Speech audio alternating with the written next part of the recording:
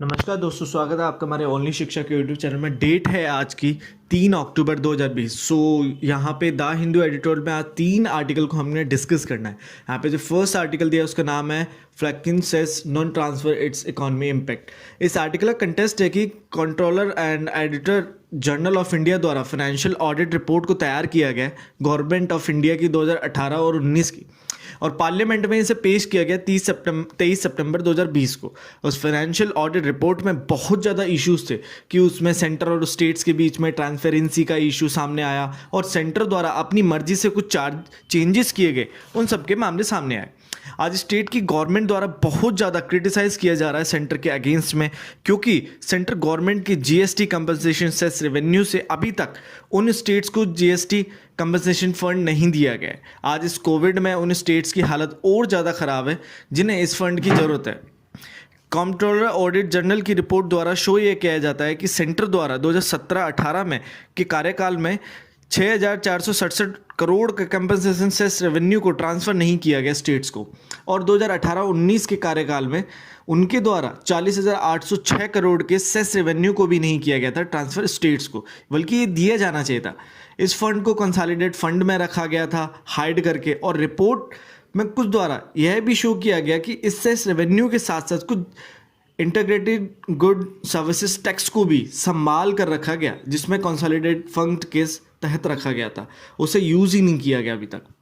आज इस financial year में कोविड की महामारी के कारण सारा इकोनॉमी सेक्टर बंद पड़ा है, और इस सिचुएशन में सेंटर के पास जीएसटी कलेक्शन कम होने से आज उनके द्वारा स्टेट्स को जीएसटी कंपनसेशन देने के लिए मना किए जा रहा है। लेकिन इस स्टेट्स को प्राप्त होना चाहिए जीएसटी के रूल्स के आधार पर, क्योंकि जीएसटी का रूल्स ये कहता है कि सेंटर द्वारा स्टार्टिंग के 5 साल तक स्टेट्स को जीएसटी कंपनसेशन दिया जाएगा सेंटर्स द्वारा।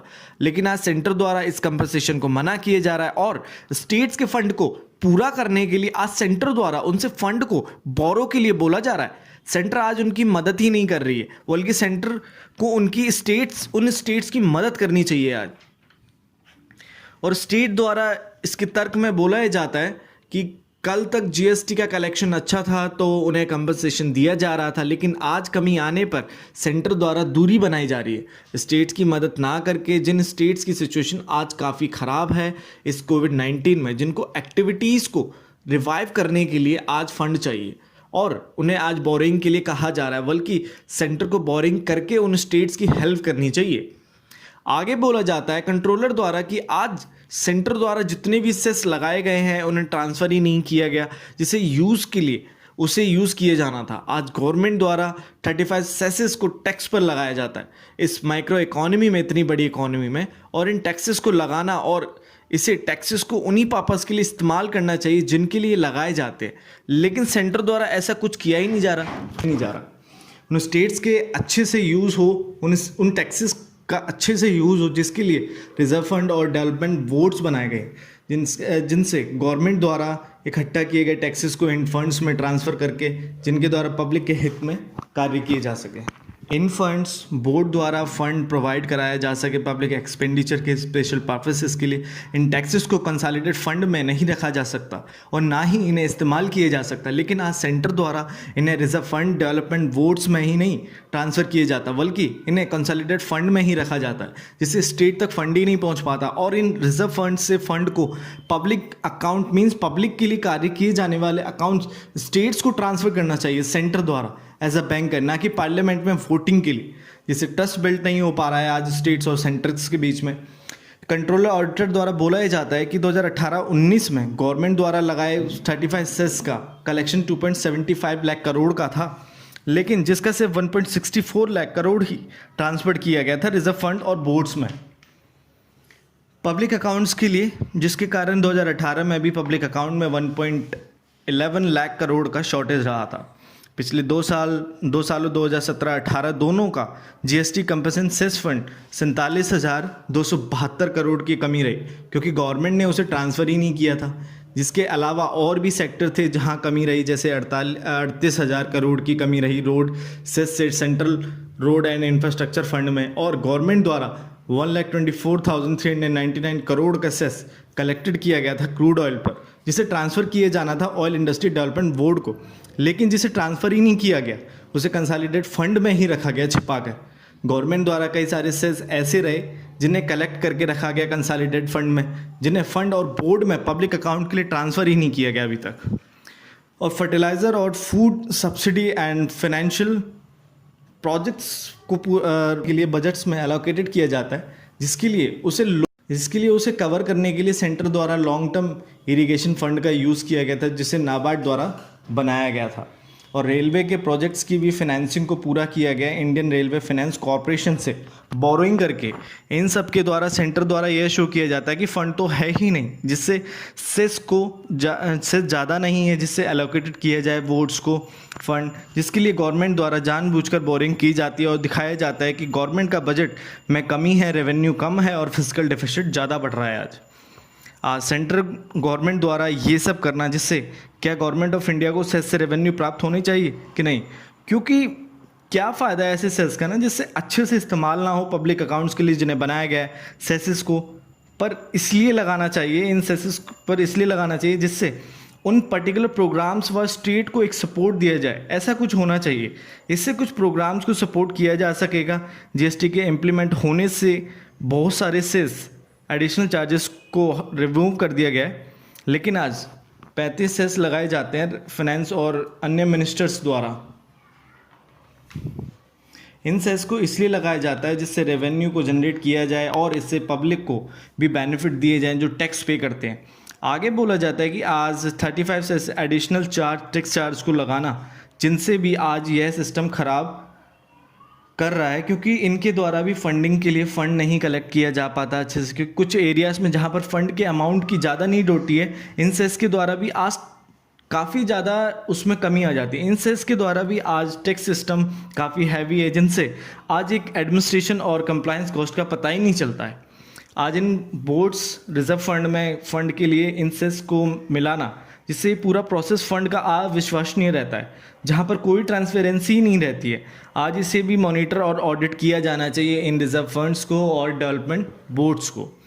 आगे बोला जाता है कि आज इतने ज़्यादा सेस फंड में सेस भारत में लगाए जाते हैं, दोनों गवर्नमेंट सेंटर और स्टेट के फिजिकल अरेंजमेंट द्वारा, जैसे कि आर्टिकल 370 कॉन्स्टिट्यूशन के अनुसार यूनियन गवर्नमेंट को अपने किए गए कलेक्टेड टैक्सेस को उन पर इन्वेस्ट करना चाहिए जो यूनियन लिस्ट में आती है फाइनेंस कमीशन रिकमेंडेशन के आधार पर। और 271 आर्टिकल के अनुसार यूनियन गवर्नमेंट द्वारा कमाए गए रेवेन्यू को वो उसे सेस एडिशनल चार्ज से मिला है, उसे किसी पर्पस के लिए यूज़ नहीं कर सकती है अनदर पर्पस के लिए, जिससे इन स्टेट्स को प्रॉब्लम का सामना करना पड़ रहा है आज, क्योंकि गवर्नमेंट के सभी सेंटर टैक्सेस द्वारा यूनियन लिस्ट में आने वाली चीज़ों पर ही उन्हीं पर्पस पर इस्तेमाल किया जाता है। स्टेट्स के लिए तो कुछ किया ही नहीं जाता। और स्टेट द्वारा पहले जीएसटी लगता था जिससे अर्निंग होती थी स्टेट्स की, लेकिन आज स्टेट्स के पास कुछ है ही नहीं जिससे कि अर्निंग हो स्टेट्स की। आज फाइनेंस कमीशन को एक बार अपॉइंटेड किया जाता है 5 साल के लिए। सेंटर द्वारा रेवेन्यू कमाया जाता है टैक्सेस और सरचार्ज लगाकर, जिससे टैक्सेस के साथ शेयर होना, जिसे स्टेट्स के साथ शेयर करना चाहिए, लेकिन वे हमेशा अवॉइड करते हैं स्टेट्स के साथ शेयरिंग के लिए, और ये काफ़ी लॉन्ग टाइम से चलता आ रहा है। लेकिन फाइनेंस कमीशन द्वारा इस पर कुछ कहा भी जाता है, लेकिन सेंटर द्वारा अपनी मनमानी की जाती है, जिस पर उन फाइनेंस कमीशन की बात ही नहीं सुनी जाती। एक यही कारण है फाइनेंस कमीशन का पार्शली इग्नोर किया जाता है सेंटर द्वारा, जब फाइनेंस कमीशन की बनाई हुई पॉलिसी से अगर ज़्यादा बेनिफिट होते हैं स्टेट्स को। तो भारत के 14 फाइनेंस कमीशन द्वारा बोला गया कि टैक्सेस और सरचार्जेस को कलेक्ट ज़्यादा किया जाता है, जिसके लिए उन्हें भी बेनिफिट मिलने चाहिए, बराबर 42% तक का शेयर मिलना चाहिए टैक्सेस में रेवेन्यू के लिए। लेकिन आज सेंटर द्वारा एडिशनल एक्साइज ड्यूटीज़ को इंक्रीज़ किया जा रहा है पेट्रोल प्रोडक्ट्स पर, जो सिर्फ सेंटर के हिस्से में आएंगी, इससे स्टेट को कम बेनिफिट होगा क्योंकि उनका हिस्सा खत्म हो रहा है और सेंटर्स को ज़्यादा। 2015 से लेकर 2016 तक में स्टेट्स को शेयर सेंट्रल टैक्सेस में 35% तक रहा, लेकिन आज स्टेट्स का शेयर 32% तक रह गया है, क्योंकि आज जितने भी टैक्सेस हैं वो सेंटर के अंडर आते हैं, और पेट्रोलियम प्रोडक्ट्स पर एडिशनल एक्साइज ड्यूटी लगने से स्टेट्स की रेवेन्यू कम होगा और इनका शेयर 30% से भी कम होगा रेवेन्यू में इन प्रोडक्ट्स से। अंत में बोला जाता है कि 2000 से 2001 तक में सेंट्रल के ग्रॉस टैक्स रेवेन्यू में ये सेस सरचार्ज सिर्फ 3% तक शामिल होते थे। सारे टैक्सेस स्टेट द्वारा लगाए जाते थे।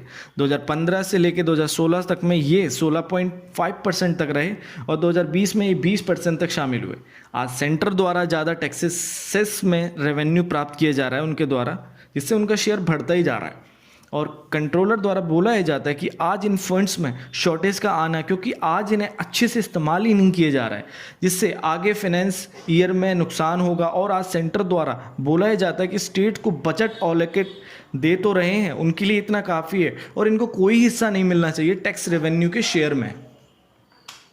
नेक्स्ट आर्टिकल है, उसका नाम है पाथवे टू डाइवर्सिटी। इस आर्टिकल का कंटेंट है बायोडाइवर्सिटी। यूएन द्वारा 30 सितंबर को बायोडाइवर्सिटी समिट को लाया गया। आज इस ग्लोबल क्राइसिस में, जहां पर इस कोविड के कारण हर एक रिसोर्सेस नष्ट होते जा रहे हैं, बोला जा रहा है कि कोविड-19 की महामारी से एनिमल से स्प्रेड हुआ है वायरस ह्यूमंस में, जिसके लिए न्यूयॉर्क जो इस कन्वेंशन ऑन बायोलॉजिकल डाइवर्सिटी का मेंबर है, स्टेट है, उसके द्वारा बोला गया कि आज बायोडाइवर्सिटी इन्वायरमेंट में लॉस होता जा रहा है और एनिमल्स में इस कोविड पैथोजन के फैलने से, जिसके लिए आज इन इंडस्ट्रीज कमर्शियल प्रैक्टिसेस को खत्म किया जा रहा है, बंद किया जा रहा है, मतलब कि जिनसे यूज कम किया जाएगा इन नेचुरल रिसोर्सेज का और कमर्शियल एनिमल्स का, क्योंकि आज डाइवर्सिटी को बहुत ज्यादा यूज किया जा रहा है इन्वायरमेंट को, जिसके कारण आज ये कोविड तो फैल ही रहा है और ज्यादा से ज्यादा और ज्यादा फैल रहा है इस इन्वायरमेंट के खत्म होने से।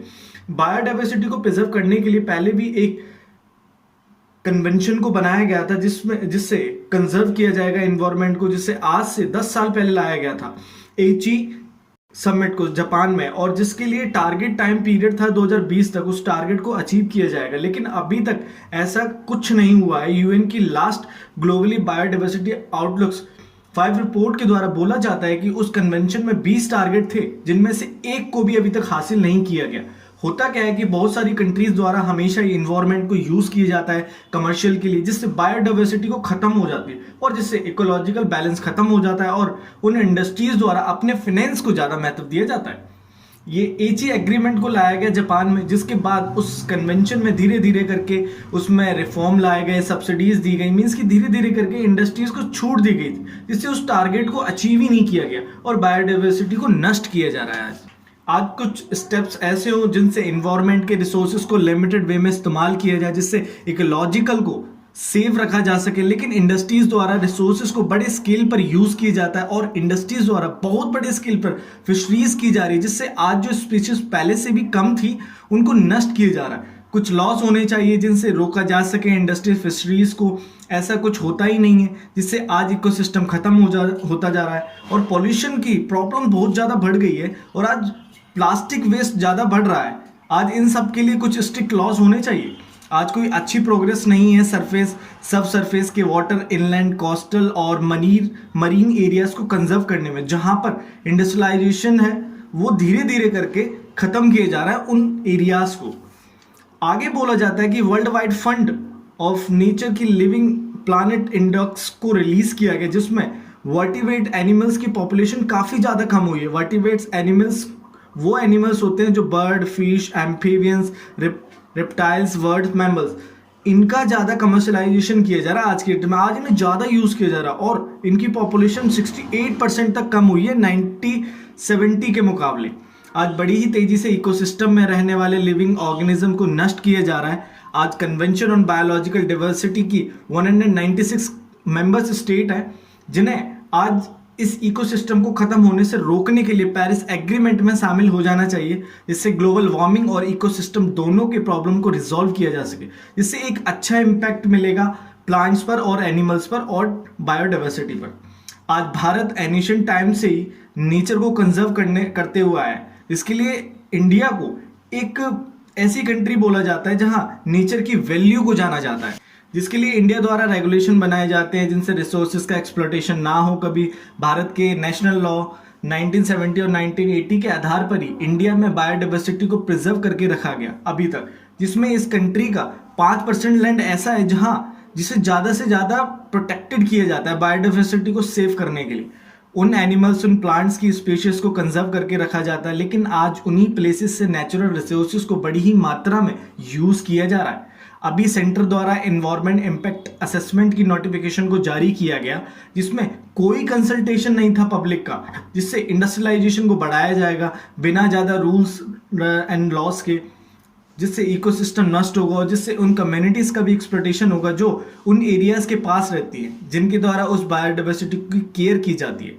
और इस नोटिफिकेशन से फॉरेस्ट और बफर जोन्स पर भी ध्यान नहीं दिया गया, बिल्कुल भी, सिर्फ कमर्शलाइजेशन किया जा रहा है आज की डेट में। आज कन्वेंशन ऑन बायोडाइवर्सिटी के मेंबर्स स्टेट्स द्वारा कोशिश यही की जा रही है कि न्यू लॉज और रूल्स को बनाया जाए जिनसे टारगेट्स को अचीव किया जा सके। और आज इंडिया को भी कुछ नए स्टेप्स लेने चाहिए जिससे ग्रीन ग्रोथ हो भारत में, नॉन रिन्यूएबल एनर्जी का कम यूज हो, इकोलॉजिकल एग्रीकल्चर को इंक्रीज किया जाए, इन्वायरमेंट इम्पैक्ट असेसमेंट की नोटिफिकेशन को दोबारा से रिवाइव किया जाए और माइनिंग और डैम बिल्डिंग्स को वहां ना बिल्ड किया जाए जहां पर फॉरेस्ट एरिया है, क्योंकि उनके द्वारा ज्यादातर यूज किया जाता है इन्वायरमेंट को। न्यू टेक्नोलॉजी का यूज किया जाए जिससे रिकवरी की जा सके और लैंड की फर्टिलिटी को रीजनरेट किया जा सके। और इंडिया को ये सब एक ग्राउंडेड पर्सन के साथ मिलकर इन गोल्स को अचीव करना चाहिए। नेक्स्ट है, उसका नाम है ब्रॉलिंग इन क्लेवलैंड। इस आर्टिकल का कंटेंट है यूएस प्रेसिडेंट डोनाल्ड ट्रंप और मिस्टर बिडेन की अभी तक एक फर्स्ट डिबेट हुई वेस्टर्न रिजर्व यूनिवर्सिटी क्लेवलैंड में, जहां पर दोनों द्वारा पॉलिसीज को लेकर कोई बात नहीं की गई, बल्कि एक दूसरे को सप्रेस किया गया, दबाया गया। जहां पर दोनों की फर्स्ट मीटिंग डिबेट हुई जिसमें दोनों द्वारा एक दूसरे को दबाया गया, जिसमें दोनों द्वारा ही कोई भी नॉर्म्स को फॉलो नहीं किया गया, जिसमें एक दूसरे के प्रति अनसिविल बिहेवियर था जो घृणा से भरा हुआ था और जिसमें एक दूसरे के लिए कोई रिस्पेक्ट नहीं थी। और यह डिबेट 90 मिनट तक चली, जिसमें दोनों कैंडिडेट्स द्वारा एक दूसरे पर इल्जाम लगाए गए थे दबाने। मिस्टर ट्रंप द्वारा मिस्टर बिडेन की पर्सनल लाइफ, उनके सन के बारे में बातें बोली गई, उनकी बिजनेस डीलिंग रशिया और यूक्रेन के बारे में बताया गया, लेकिन जिसके लिए मिस्टर बिडेन द्वारा कोई भी डिफेंड नहीं किया गया, जिससे एक प्रेसिडेंट की पावर का पता चलता है कि वे कितने सक्षम है अपने आप को डिफेंड करने में। मिस्टर बिडेन द्वारा ट्रंप को एक क्लोन, लायर और रेसिस्ट बोला गया। वहां पर आए पब्लिक द्वारा एम्पैथीज दिया गया मिस्टर बिडेन को, लेकिन मिस्टर डोनाल्ड ट्रंप के बारे में हमेशा यही बोला जाता है कि वे ऐसा ही करते हैं, हमेशा से रेसिज्म इश्यूज पर, पर्सनल फाइनेंस टैक्सेस पर ज्यादा बोलते हैं, उनके द्वारा हमेशा दबाया जाता है पर्सन्स को। लेकिन मिस्टर बिडेन इतने स्ट्रांग नहीं थे कि वे सामना कर पाए उन वर्ड्स का ट्रंप के। इस डिबेट द्वारा बोला जाता है कि जो भी इलेक्शन विन करेगा, दोनों की पॉलिसीज में बहुत ज्यादा डिफरेंसेस रहेगा। और मिस्टर ट्रंप द्वारा अभी यूएस सुप्रीम कोर्ट में जज रूथ बेदर जिनबर्ग के मृत्यु के बाद ट्रंप द्वारा ही उनके द्वारा चुने गए कैंडिडेट को जज बनाया गया है। और ट्रंप द्वारा हमेशा से व्हाइट सुपरमेसिस को रेसिस्ट नहीं माना जाता, लेकिन ट्रंप द्वारा हमेशा ऐसे ही कुछ कार्य किए जाते हैं जैसे कि जो ब्लैक कम्युनिटी को दबाते हैं और व्हाइट पर्सन को ज्यादा वैल्यू देते हैं। जैसे कि प्रेसिडेंट बैरक ओबामा द्वारा affordable care act, patient care act को लाया गया, जिसे लेकिन उनके द्वारा आज हटाया जा रहा है ट्रंप द्वारा। आज इन पॉलिसीज में चेंज आने से यूएस में रहने वाली मिडिल क्लास फैमिलीज को ज्यादा असर पड़ेगा। आज इस कोविड-19 में वहां की health care, immigration, job, women reproductivity rights पर काफी ज्यादा इम्पैक्ट पड़ा है ट्रंप की पॉलिसीज के कारण भी और इस कोविड से भी। लेकिन आज ट्रंप द्वारा बनाई पॉलिसी से ज्यादा जॉब खत्म हुई है यूएस में। इमिग्रेशन पर कितने सारे रेस्ट्रिक्शंस लगा दिए हैं आज, जिससे यूएस की इकोनॉमी और सोशल इकोनॉमी खत्म हो रही है। आज अगर बिडेन द्वारा इस इलेक्शन को जीता जाता है तो वे ओबामा की पॉलिसी एजेंडा से ही, उनकी पॉलिसी एजेंडा सेम होगा।